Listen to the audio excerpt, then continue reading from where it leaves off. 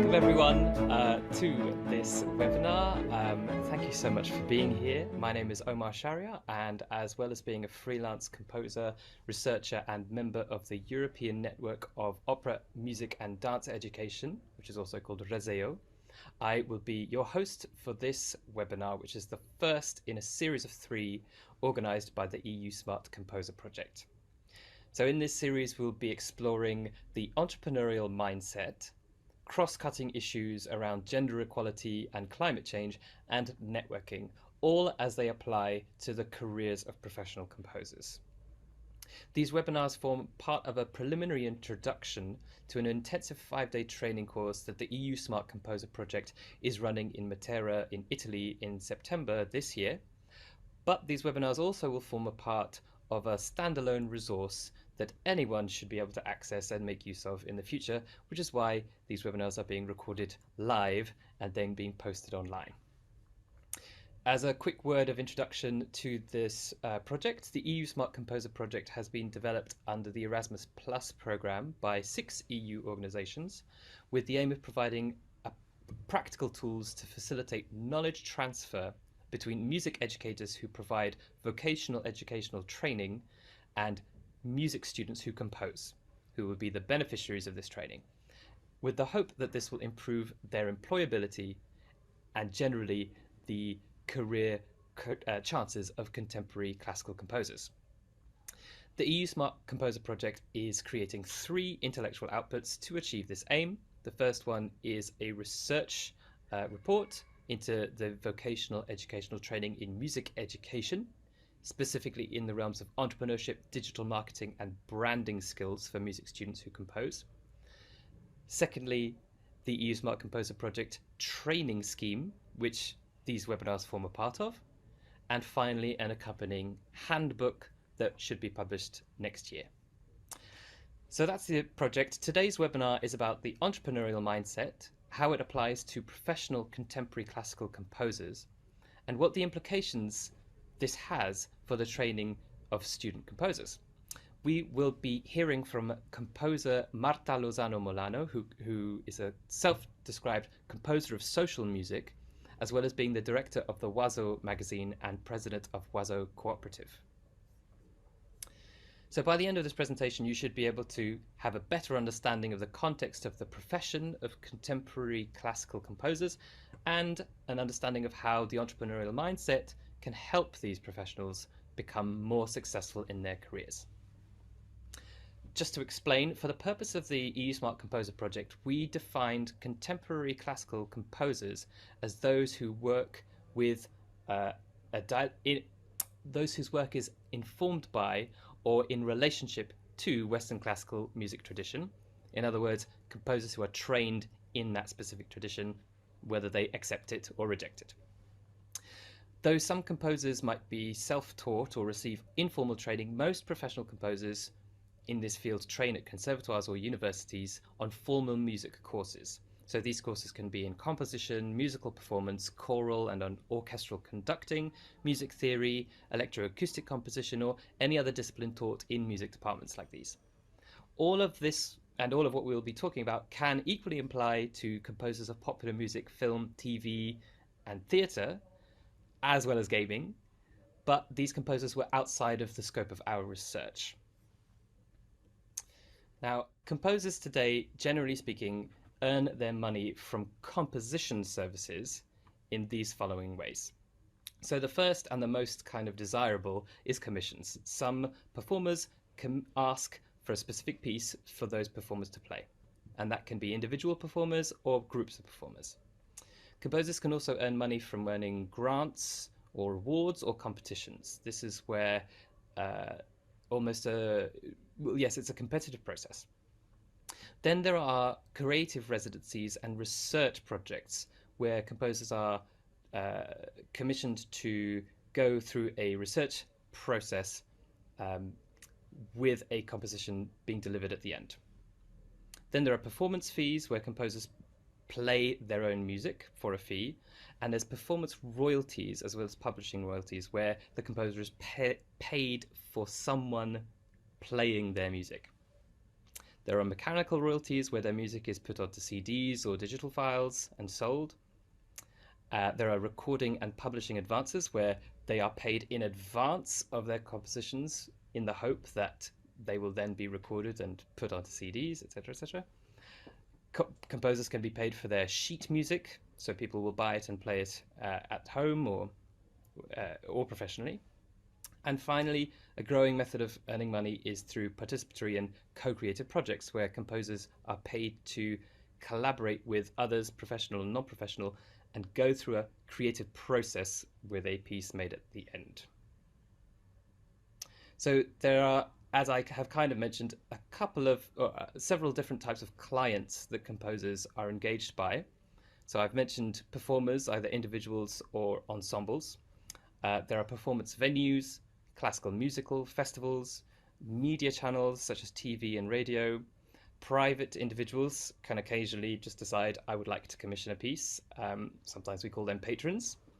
Publishers also can be clients. And then there are amateur or students, musicians who would like to play one's music. So these clients aren't necessarily the end beneficiary of this music. So there is a difference between those people who buy the music and those people who use the music sometimes. All of this is something that composers have to take into account as they work. Generally speaking, almost all composers today work in a self-employed or small to medium enterprise. Or to rephrase that, they work as self-employed individuals or as a small to medium-sized enterprise, with conventional, as we'd call it, full-time employment being extremely rare. Many composers work several part-time jobs because of this, with irregular and mixed incomes, which can create all kinds of challenges. And here comes the challenging part. There are a lot of challenges that contemporary composers face. Part of the research that we conducted with the EU Smart Composer project showed us that in some of the partner countries where we are working, there are different challenges which are also to some degree shared. So our research was in France, Italy, Spain, Sweden, and also in various other places across Europe. And throughout, experts were pretty much unanimous in stating that the demand for contemporary composers' work is not high. So this is extremely challenging. In Sweden, this forces many composers to, as we said, combine their composition work with teaching or with performing, all of which in itself requires a degree of entrepreneurialism to find such work. The situation is similar in Italy, although someone said that of the approximately 3,000 professional composers who exist, it might be said that only 10 of those actually live full-time from composition. In Spain, we discovered that the ravages of the COVID-19 epidemic haven't made a massive difference to the already very difficult situation faced by composers there. And generally speaking, a lot of composers are seeking employment in potentially more lucrative fields, such as in gaming or film or advertising, even in jazz or pop sometimes. There are considerable regional imbalances throughout Europe, where urban centres dominate the already limited space for contemporary music on the cultural agenda. A lot of composers have to work almost voluntarily, sometimes with few or no legal protections or financial protections, with little stability and sometimes no industrial structure.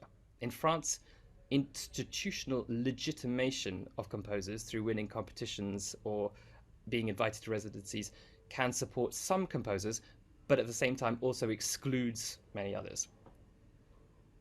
So all of the revenue sources that you saw in that list there are extremely competitive, and none of them are straightforward, requiring a variety of skills and knowledge in order to be exploited successfully. Success in any of those methods often requires complex collaboration with other specialists in music or in other fields, project management, publishing, or law. And each method is often so complex that many composers may only exploit one method or another over their entire career, and more may never succeed in doing so. The result of this is that the majority of composers, as we've said, must supplement their income by other means. I'm repeating myself. And just to restate, only a handful of composers today can really rely on these traditional means of revenue sources. One might imagine that it's about the 1% who are lucky enough to do that. The situation is even more challenging for female composers, although those who suffer from systemic exclusion. So, what do we do about this? How do we prepare for this? Well, conservatoires and higher educational institutions are crucial in preparing composers to take their steps into this challenging industry. However, as we've discovered in our research, for example, the situation in Sweden, echoed around Europe, is that there is a conflict between the need to provide this holistic education with the limit on educators' resources and time. And so it's often the case that artistic education is emphasized over professionalization or entrepreneurship. The skills deficit that we see then risks being exacerbated by various misassumptions or wrong assumptions about the profession or outmoded attitudes of some educators. So, I'll repeat that. Vocational educational training here is the key. A lack of consideration towards vocational educational music education is a big obstacle. Many conservatoires and higher educational institutions do not consider it their responsibility to help students learn how to sell their services or obtain work after graduation. And they consider their role as creating inspired and technically brilliant artists. In some places, educators who have not updated their approach to the industry since the days of their training several decades before risk being greatly out of step with contemporary needs. Of those composers who gain entrepreneurial skills, it's often obtained after graduation in their first professional experiences. But getting these first experiences is already a major hurdle. In France, for example, this step may already come after competitions that will exclude those who do not win. And in many cases in Sweden, vocational educational training programs separate music and entrepreneurship in different courses as if they are different subjects, when they might be better off combining the artistic with the entrepreneurial aspects. So let's face the music, which is to say the reality. And I'd like to take a little moment to bust some myths that exist that have been elucidated by looking at the actual reality of the situation. So just to explain that professionalization, or the study of how composers are professionals, is a very recent study, really appearing only in the last 30 years. So this is actually specifically in the music industry and the classical music industry, extremely slow to emerge. So we're really in the early stages of being able to articulate what it is that we need in the industry. I'll come back to these myths in a second. By refusing to examine the real needs of those in the industry, we risk maintaining things that are at worst not useful, that are at best not useful, and at worst unethical and problematic. Just to put it into perspective, a music student who spends what I've calculated to be a minimum of 50,000 euros in training over their lifetime risks entering the profession and immediately failing at the first hurdle and never coming back. This is a massive waste of resources and time, as well as goodwill, energy, all this kind of thing. We can do better. And so that's what we're going to talk about.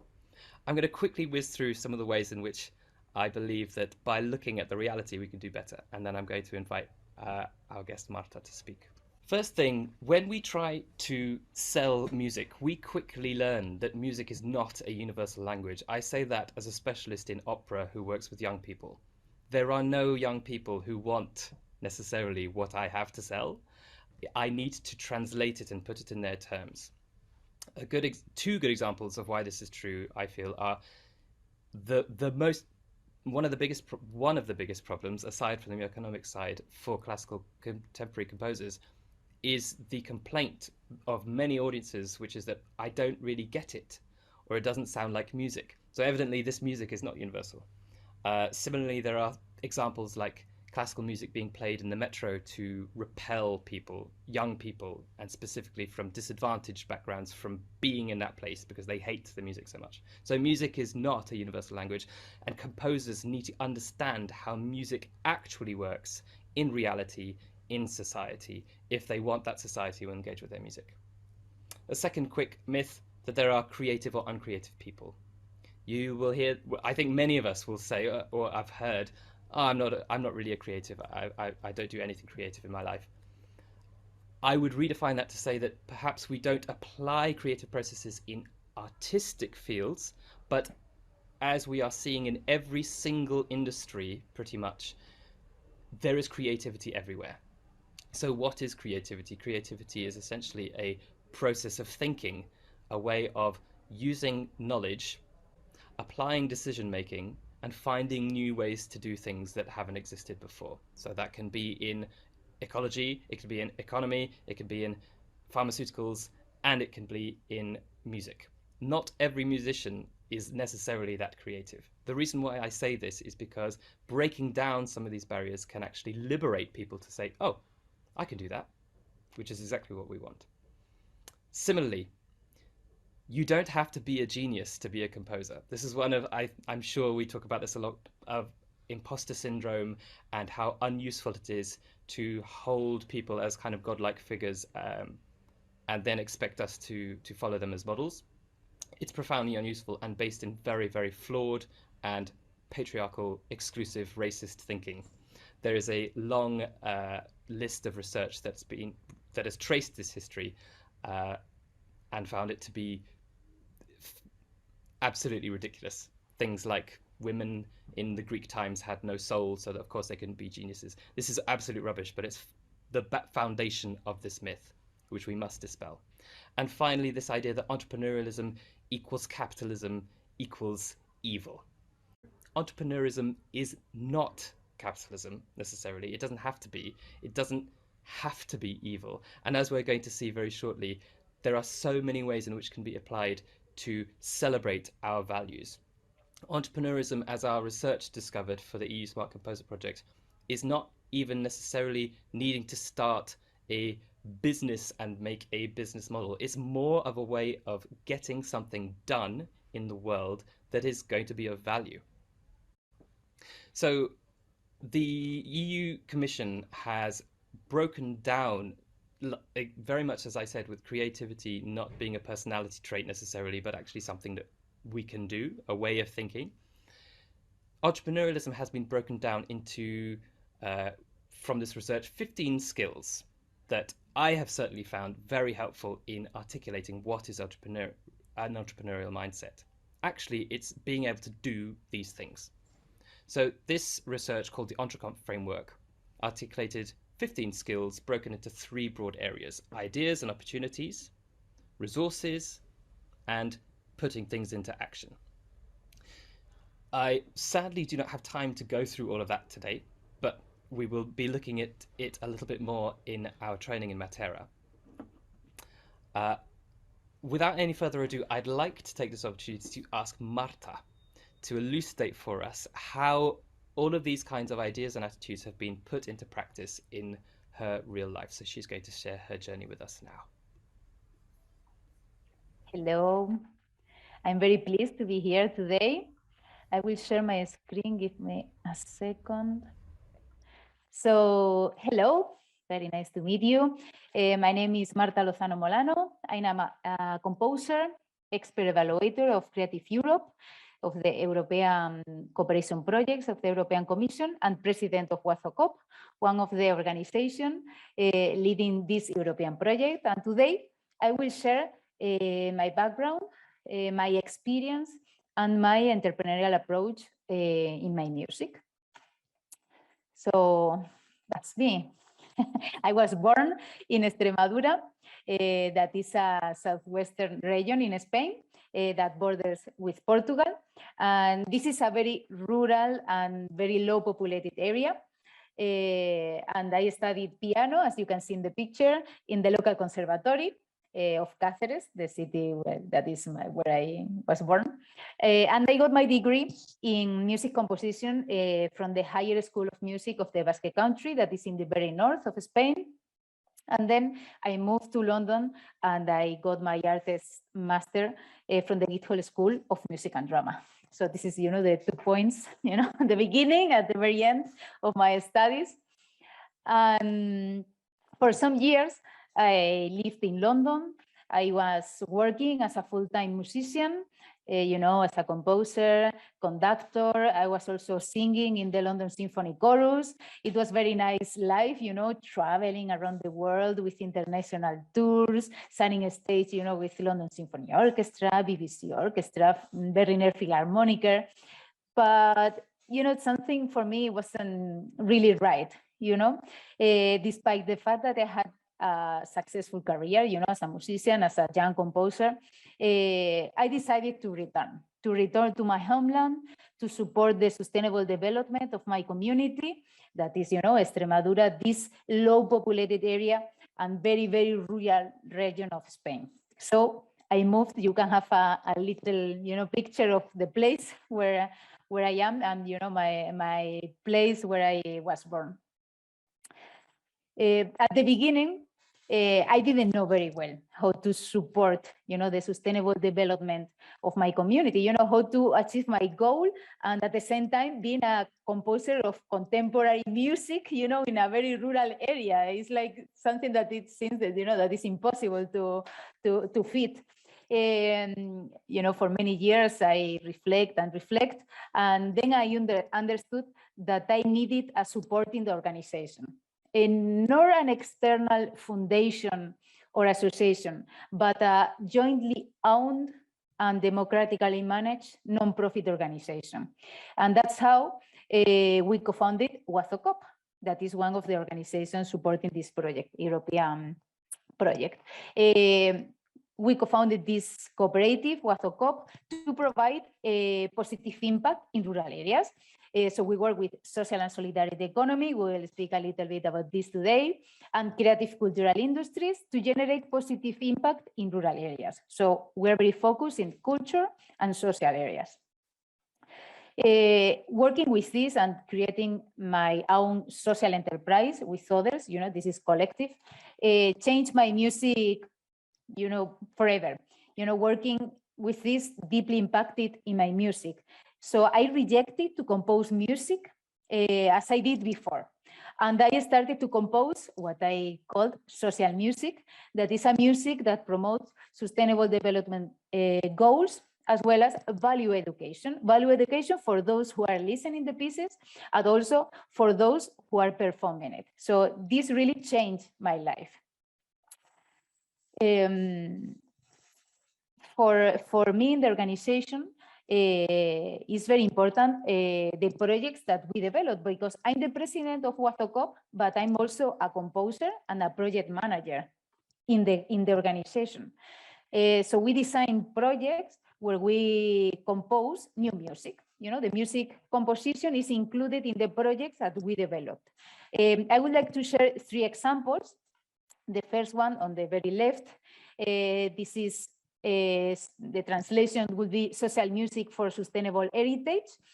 For example, in the framework of this project, I composed 3 pieces for our solo piano, inspired by the cultural and natural heritage of 3 rural places. Those 3 pieces will be premiered in 3 outdoor conference concerts. And it will be, right in the place, where they were written and inspired and everything. This is a project led by Wazo Coop and financed by the regional administration. The second one, in the middle, is Raíces. The translation will be roots. That is a piano piece. I share, like the first page of the composition. A piano piece written for an awareness raising campaign about forgotten identity of our region, the rural region. That is included in a Wazo Coop project entitled the SOPAEX. That is, the translation will be the sustainable development of the heritage of Extremadura, our region. And the third one, this is one that I'm very happy with it, that is my book, The Social Music, Piano and Composition Method for Value Education in Youth, that it was crowdfunded. So this is everything, you know, a production of the cooperative. But we also do projects with other organizations. We cooperate with others. We deliver composition services for other organizations. I show you two examples. The first one on the left, that is Únicas, that I will let you know. We offer a singing training course for disabled women, and we co-created by collaborative techniques our own collective anthem to demand equality. You know, the translation is uniques, would be the translation of the title. The second one on the right, we implemented a participative awareness raising campaign with people of all the ages of our town, our little town, Almendralejo, to support victims of gender-based violence. What we did is to produce the whole video, and I composed the music included in the campaign. For example, this was a service offered to the local municipality and the Ministry of Equality of Spain. So this is two examples of how I do my music. But no, sorry, this one. To finish my presentation, I would like to say that we support other composers in finding their own entrepreneurial approach. We implement many projects at regional levels, mainly to support composers and also any other cultural creators and professionals. One example is Culture Coop, that is aimed to boost cooperation in creative industries, and we offer training and information, for example, about cooperatives like Wazo Coop. For some years, we implemented Composer Boost, that is in the middle, a vocational training and thinking space for composers of contemporary music. This was a program that it was a mix of apprenticeship and artist residency with a supporting environment, you know, to boost creativity and provide practical skills about digital marketing and branding. We did it from 2016 until 2019. You know, as you can guess, in 2020, we couldn't implement it and we couldn't do it since then. We will see what happened in future. But the point is that we decided to scale up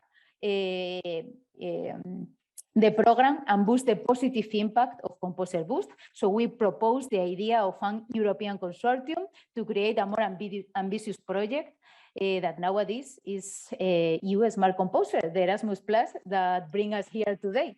So it is possible to create impact in different levels, to compose your own music in an entrepreneurial mindset. And this is my story, the story of a rural composer who traveled around the world and returned home to make a fairer place through composing music and collective social entrepreneurship. As you can see in the screen, that are our contact details. Please feel free to follow us in social media, to drop us an email. Now in the webinar, feel free to share your thoughts or make any question. I will be very happy to answer. So thank you very much. Thank you so much, Marta. I have definitely already noted a couple of questions that I will pose to you in an instant.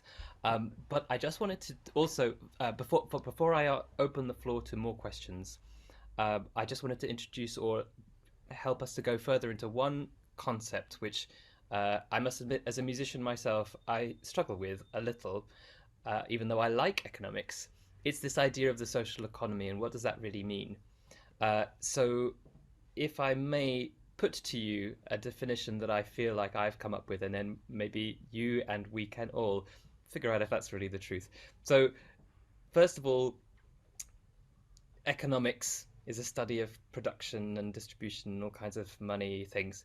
But in terms of a social economy, I believe that we're talking about a way in which an economy can be motivated by social values. So, of course, that doesn't necessarily mean we're talking about communism and socialism. We're talking about a way in which individuals within an economic system can actually work to their values rather than allowing profit and loss to dictate everything that happens. So, I'd suppose it feels like a social economy works with both things, material and resource, as well as how we're going to apply that to our values. Would that be fair to say to you, Marta? Yes, I completely agree with what you are saying. Social and solidarity economy is about the people, the the decisions that you have to make in the organization are firstly motivated by the well-being of the people, and secondly other aspects that are like more important in other kind of businesses. But in social and solidarity economy, this is the most important thing because the people are first. Fantastic. That matches exactly with this lovely image that I am going to share. This is a kind of design which you will see is taken from the OECD, which describes exactly what we're talking about. We're talking about um, the need for us to address social and environmental concerns, and then we add our economic activities to that, uh, using multiple partners, stakeholders, which is to say people who invest in our work or who are affected by our work, as well as other collaborating with others in what I believe to be as democratic a way as possible as well, um, in order to achieve social goals and do it sustainably, because it actually can provide us with money as well to live and to make these things happen. Um, just to inspire you all a little bit more, here is a nice thing which I found. Some of the values that are commonly discussed, I feel, uh, in in this discussion of social economy: fairness being the impartial distribution of resources, openness being transparency in decision-making processes. So that is contrary to, as I was saying, kind of ideas of communism where some people were deciding without explaining certain processes. So this is quite different to that. Citizenship and people taking civic action, participating in social issues related to common interests, so education, transport, welfare, that kind of thing, and public good, so the allocation of resources to those things. So I find that very inspiring, and certainly in terms of how music can be applied to some of these things and how these values can be put into action in your work, in the work of a composer. You've already discussed this a little bit in some of the examples that you gave, Marta. So would you be able to explain a little bit more about why you work in this way? And also, I'm very interested in how you learnt to do things this way. Like, where did it come from?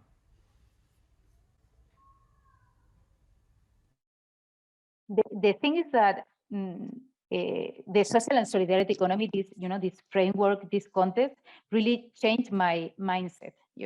This social and solidarity economy approach about this ethical and value-based economic development. That is, where it is important the well-being of the people and also the planet. Was very important for me. This equality, the social cohesion, the solidarity. And this is, is something that is very important, that is all over the world, the social and solidarity economy. We're a big family that are members that are very well known, like foundations or cooperatives, but are, there are many others.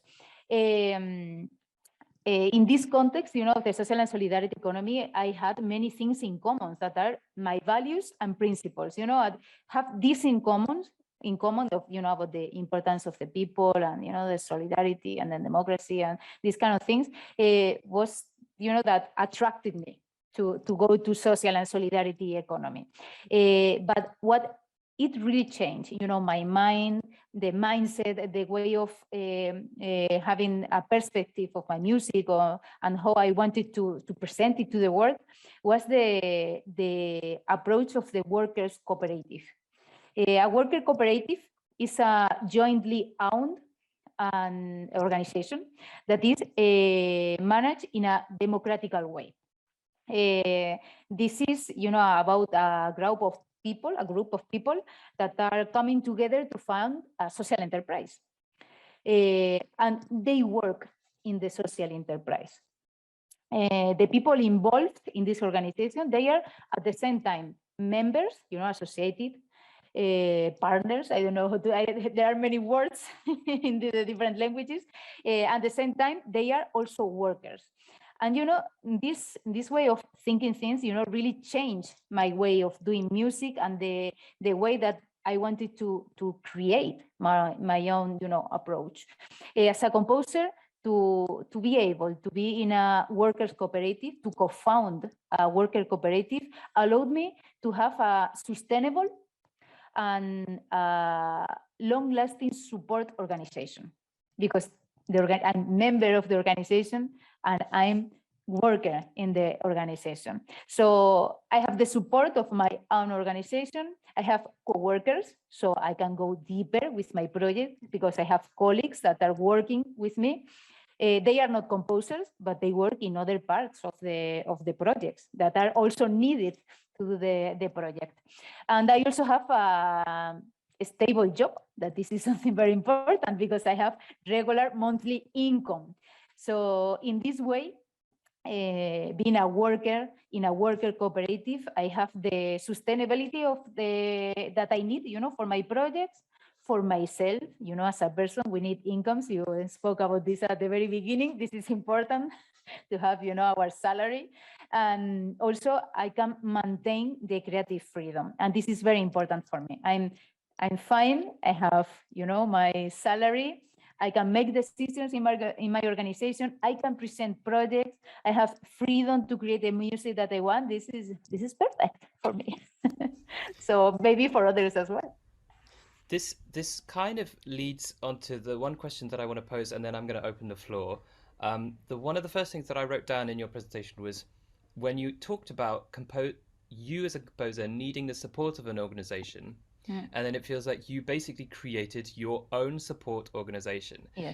It feels to me, I had a voice in my head saying, well, the traditional composer will say, but I want to be supported by another organization.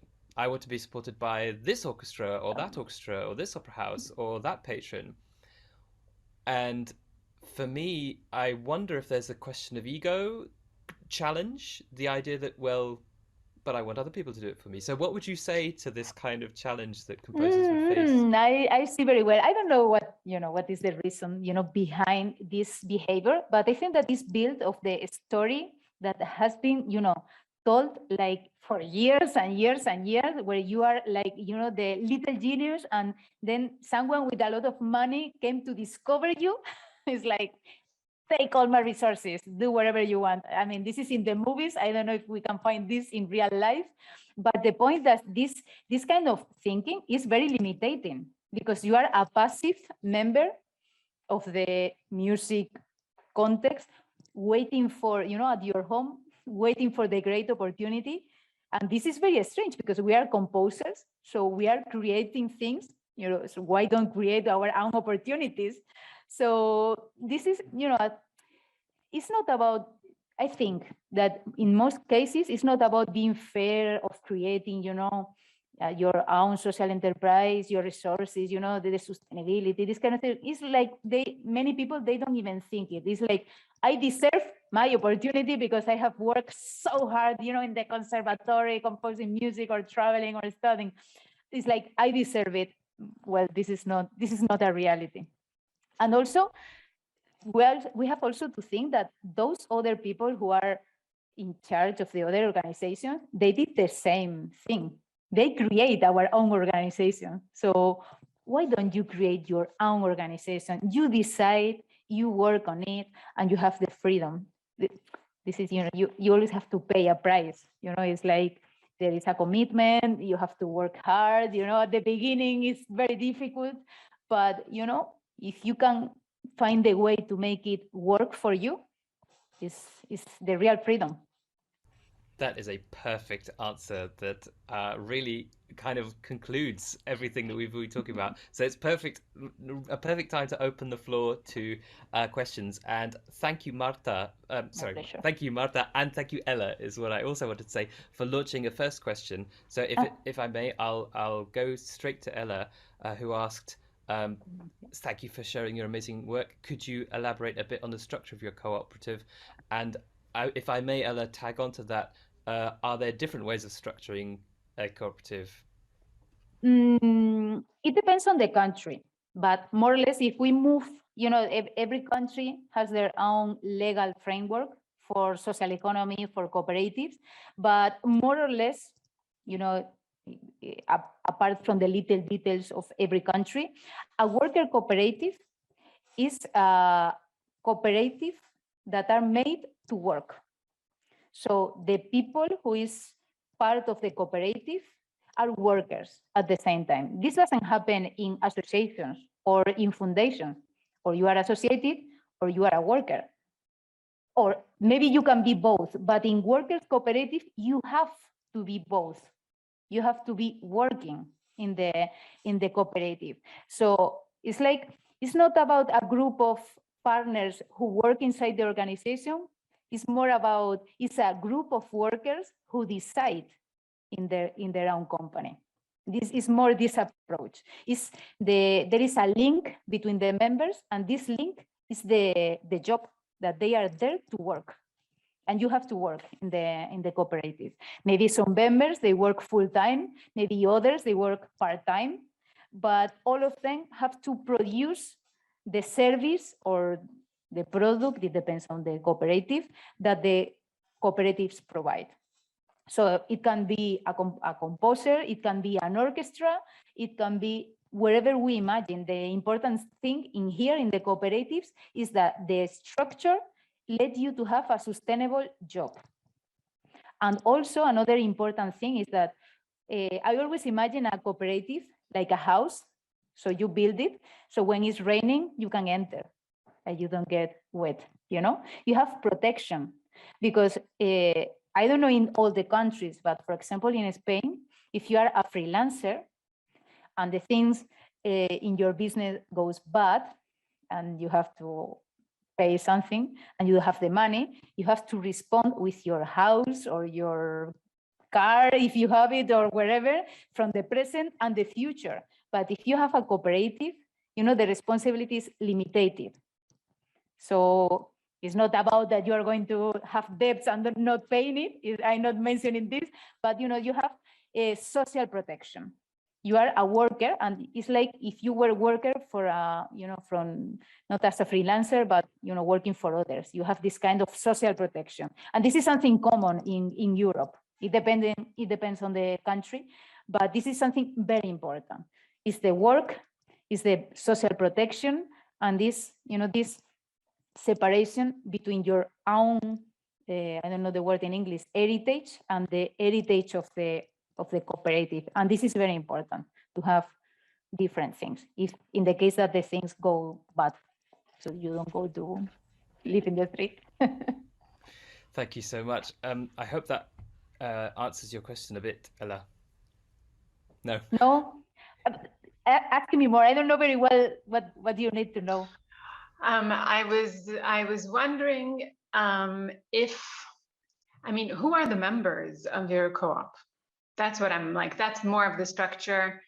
Who did you reach out to? How did you recruit the people? Do you just let anybody walk in, or are you selective? Are there rules to be joined? Okay. We're a small cooperative. We're 3 members. It's not an association. This is workers' cooperative. Normally are not very big. Are like 3, 4, 5, maybe 20, in depending if you are in a big city or something like this. But it's like we have been 3 from the beginning, and we are not expecting to have more members, because we are like 3 associated. settling, a social enterprise. But we don't hire other people. We work in the company, let's say like this. And in our case, we have profiles of creative cultural industries. I'm the composer. The other, they are not composers. So we have different profiles, and we, regarding to our skills, because we have to work in the cooperative, it's our job, we designed our project. So we have to be able to deliver the service, the product. It depends on, on the cooperative, but we have to be able to do it by ourselves. We don't need to hire people because we are here. At the same time, it's evident from what you're saying, Marta, that you have complementary skills and Yes. that you work to your strengths, which means it sounds like you all do what you want to do, but you will do it together. Yes, we designed regarding our skills.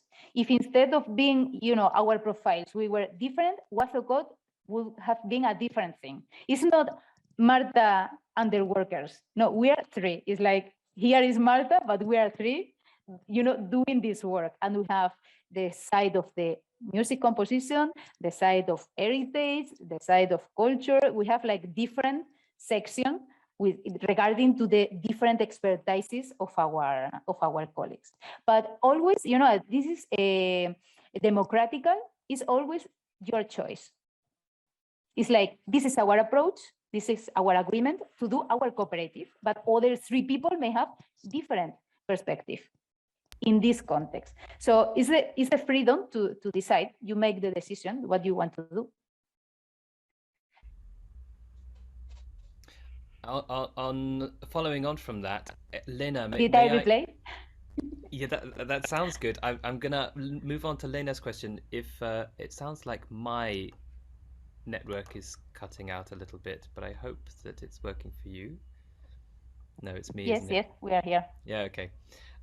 Lena, would you be able to ask your question? Sure, if I can find the button for unmuting. Hello, everyone. Really nice to see you. Thank you, Marta, very much for sharing. I'm so sorry. I think it's very interesting, but very practically, I still don't get it. How do you create an income in your corporation? In the cooperative, or me as a worker? In the cooperative. In the cooperative, we have different things. We're a non-profit, okay? So as a cooperative, we can apply for projects dedicated to non-profit. So we write the project related to creative industry. We present it to the regional administration, national administration, whatever, and we present it. And if we get the score, we get funded the project. Like, Erasmus Plus or this kind of thing. We can also, we do it less because we do more, the non-profit projects. We can sell services.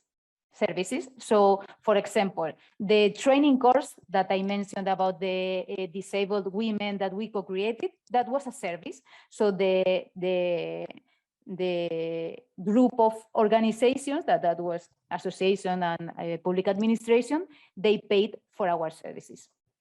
They pay the cooperative. I am not a freelancer. I am a cooperativist. It's very difficult to say it. So it's like, and it depends on the project. Like any other organization, we have, the salaries of the members. So in let's say that, my, how to say it, the hours that I spend, working, like, let's say that I work 8 hours. I work some more than 8, but let's say 8 hours. I work every day 8 hours. I work every month like a general worker in any other organization. And sometimes, I have my salary, and every month, sometimes I'm doing the composition. Some other time, during my time of work, I'm doing the concert. Sometimes I'm writing the project. Sometimes I'm, making calls, sending emails. It's like project management and composition. So we are all, we have this ability, but we don't have split the role of this is project management and this is composer, and I only compose. And if I don't compose, I don't work. No, I compose, and this Saturday we have a concert. This Saturday I'm working on this, but today I'm working in EU Smart Composer. So it's like any other non-profit organization that has to, be sure that they have the money to pay the workers. That's fantastic. Very interesting there. Thank you, Marta. Any other questions, both for Marta or generally things to pose?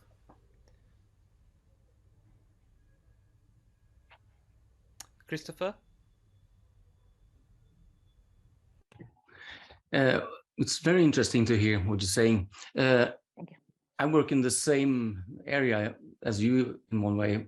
We have a large cooperative with artists, singers, composers, and people who take care of nature and all different things. And we work together and we apply money, each of us, for the same project. So if we don't get money from one place, we will get from the other places. So yes, we have a lot more easy, to predict also that we are getting some money every year. So we have been doing this for 5 years, and it's in one way the same thing, I think. But we are also divided in 5 different areas. So we can go for one part of the cooperative can go in one direction if they want 1 year, and then they tell us, and then the rest of us can do one other thing. But often we apply for money in different ways, and also we don't want to only get money from the state or from the government. So we want to be working with other companies, like the bus companies, to get people for the concerts, and we've been working in an opera, in a mine. And then we work with the people who takes care of the mind, So also the places where we have concerts, we get in contact with new areas that are interested also to develop their, skills, and also to develop what they can do in the different places. If you have a museum, it should be also a concert hall, I think, or something else, or for opera and other things. So I think this is very interesting for me, yes, to hear also that it's maybe the same structures. I think that it's very similar, but also, depends on the approach. For example, in Spain, they have a kind of cooperatives. It's not exactly workers cooperative. It's like a different kind that are, like a kind of network of, professionals, but, they're composers. I'm the composer, so I want, composer thing. I don't care about performing. No, of course I care. But, it's like, it's more about, we have the meetings and we say, guys, I would like for next year to write a piece inspired in blah, blah, blah, or for that instrument, or I would like to make a concert in this great place. Okay, we write the project and we present it and we go for it. This is the approach. And this is very interesting because you have the freedom to decide. Then you have to get the finance or selling the service, but yeah, for me, I don't have to be the composer, even if I often sometimes are. It could be like, I'm bringing another composer because the skills from that composer suits better for this project. And I'm more a producer then. So suddenly I become a conductor. So I think this is also, if you have different skills, you can also, find the right place for every project. I was also, Lene, the cooperative we have 3 different of them. One is Min Opera, and one of them is Subterranea. So it's underneath the earth. And there's also one more. So I will write you, Lene, later on the chat. Thanks. Great. Thank you. Any final little questions from anyone? No, I have one question, which I don't know if it's little or big, but off the back of what both is fantastic, Christopher, that you could offer this another perspective on cooperative working. This is a question really for anyone to respond to as quickly as possible. What could we say then to student composers who would say that they don't want to engage with this stuff? That's my question. You said with this stuff. With the things that this we are kind of working, yeah. Good luck, I will say. That's perfect. That's perfect. I think if I may use this moment to conclude, and I will show another image. Sorry, which... can I just maybe jump Ella, in yeah, for please. the composing students? I think that somehow by definition, when we're trained as composers, it's a solitary experience. And if we're looking into how to train composers differently, is already in school to offer some kind of group writing, because that is seldom done, at least when I was trained. And at the time in Israel, actually, we did something quite revolutionary, and I'm talking 25 years ago, where we did one of the first major group composing for adolescents. And my composition teacher at the time's name was Andre Haidu, who was a student of Kodai and Messiaen and a bunch of other famous people. He walked around the country with, at the time it was like a VHS, of showing the work and explaining the process. So I think these processes need to become somehow available, and also maybe to write down a best practice. If a composer can take it, I think, to the next level, because nobody teaches you as a beginning a composer, how are you supposed to really work with anybody else, and is the music that I write really sacred? I mean, can it be changed a bit if somebody else comes with a different idea? Can it be that somebody has actually a better idea than I do? So, and that's part of the ego thing that you were talking about before. So all these things, and I understand, because it's very, I mean, when I was listening to Marta's presentation, I thought to myself, wow, how can they deal with each other on a daily basis? Because I was thinking like orchestra, I was thinking huge, I was thinking a lot of people, and I think there's a lot of challenge there. But and I would love to learn more about Christopher's experience and how these things work in your cooperative, which seems to be like on a larger scale. For me, it's all about the human interaction that somehow needs to be developed and worded out so that we know how to take it forward. I don't know. I completely agree. Sorry, Christopher, I'm going to try to bring us to a gentle close, but we do have time actually to discuss a little bit afterwards. But just to bring up exactly what you're saying, I'm not going to go into it fully, but this is just to say that the EU Smart Composer has basically put various calls to action for what we felt key agents, key actors in the industry. So we have composers themselves, we have music institutions, ensembles, festivals, blah, blah, blah. We have the higher educational institutions, and we have government bodies. So on all of these levels, every single actor does need to do exactly as what you said, Ella, to encourage a different way of doing things and a different way of trading.